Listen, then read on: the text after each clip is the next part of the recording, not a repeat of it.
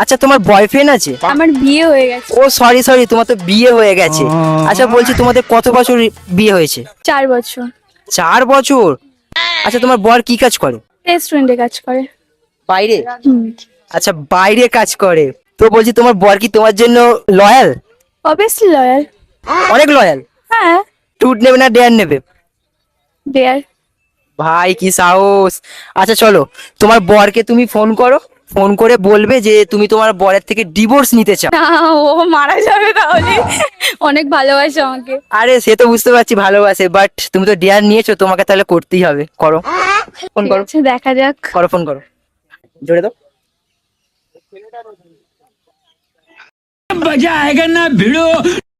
Hello.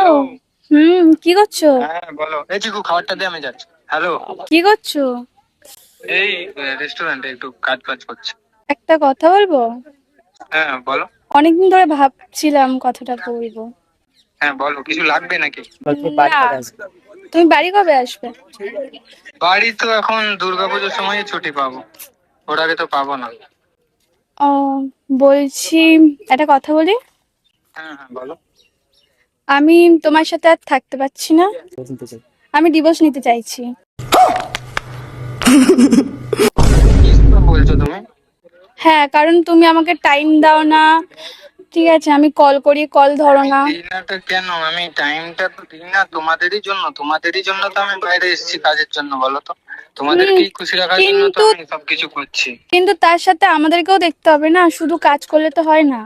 হ্যাঁ সেটা ঠিক আছে, আমি ছুটি নিয়ে যাব, বাট সব সময় তো আর টাইম পাই না। দেখো আমিও সারাদিন দোকানের মধ্যে থাকি। না, আমি এরকম ভাবে থাকতে পারছি না। আমি তোমার কাছ থেকে ডিভোর্স চাইছি। আমি তো রাতে কল করি, বলো তো তোমার। না, সারাদিন কল করছি, কল ব্যাক করো না, সারাক্ষণ ব্যস্ত থাকো। তুমি কি চাইছোটা কি? আমি এরকম ভাবে থাকতে চাইছি না তোমার সাথে। তুমি কি সিরিয়াস এই ব্যাপারটা নিয়ে? হ্যাঁ, আমি এরকম ভাবে থাকতে চাইছি না। আমি থাকতে চাই না। বাদ দাও, আমারও এখানে একটা ভালো মেয়েকে পছন্দ হয়েছে। আমি এই কথাটা আগে থেকেই বলবো ভাবছিলাম। অ্যাকচুয়ালি আমি টাইম দিই না, তুমিই দাও না। আমি যখন কথা বলি তুমিই রেখে দাও ফোন।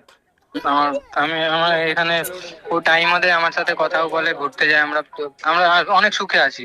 আমি চাই না আর তোমার সাথে থাকতে।